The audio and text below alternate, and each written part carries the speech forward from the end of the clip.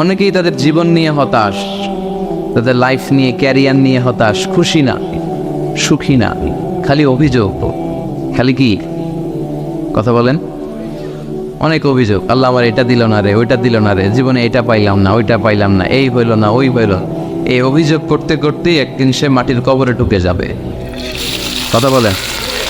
এই জন্য বিষ্ণু বলেছেন, অঙ্গুর মানকুয়া আসফালা মিনকা, তোমার চেয়ে দুর্বল অবস্থায় যে আছে তার দিকে একটু তাকাও, তাইলে দেখবা শুকরিয়া করতে মন যাবে। কিন্তু ওলা তানদুর মানকুয়া আলা মিনকা, তোমার চেয়ে ভালো অবস্থানে যে আছে ওদিকে তাকিও না। যে দুর্বল খারাপ অবস্থানে আছে ওই দিকে একটু তাকাও। ওই দিকে তাকালে কপাল ঘষে ঘষে আল্লাহরে সেজদা দিতে মন চাইবে। ঠিক কিনা? কারণ আপনি যে অবস্থানে থেকে অসুখী আর অভিযোগ করছেন, অনেকে এই অবস্থানে আসার জন্য চেষ্টা প্রচেষ্টার সংগ্রাম করে যাচ্ছে।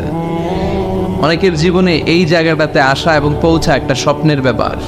তারা স্বপ্ন দেখে এই জায়গাটাতে আসতে, যে জায়গায় আপনি বসে আফসোস করতেছেন। এজন্য যে অবস্থায় থাকি না কেন আমরা শুকরিয়া করবো একজনের, তিনি কে? সুস্থতা অসুস্থতা দুটোই আল্লাহর নেয়ামত। মানুষ যখন অসুস্থ হয় তখন মানুষ টের পায় যে সুস্থতাটা কত দামি ছিল। কথা বলে? এজন্য বিশ্বনবী বলতেন, ইগতানিম খামসান কাবলা খামসিন, 5 জিনিস আসার আগে 5টা জিনিসকে দাম দিতে শিখো। সিহহাতাকা কাবলা মারাদিক, তোমার রোগ আসার আগে সুস্থতার দাম দিতে শিখো। হায়াতাকা কাবলা মাউতিক, মৃত্যু আসার আগে জীবনের দাম দিতে শেখো। ফারাগাকা কাবলা শুগলিক, ব্যস্ত হওয়ার আগে অবসর সময়টাকে মূল্যায়ন করতে শিখো। তারপরে গানাকা কাবলা ফাকরিক, দারিদ্রতা আসার আগে ধনাঢ্যতার মূল্যায়ন করতে শিখো। আমরা অনেক সময় অনেক প্রিভিলেজ, অপরচুনিটি আমরা পাই, কিন্তু এটাকে মূল্যায়ন করতে জানি না। এরকম আছে না নাই?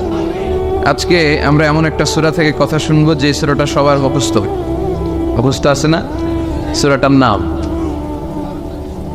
শুধু 2-3 জন জান। সবাই বলেন, আরো জোরে বলেন। সূরার নাম সূরাতুল ফাতিহা।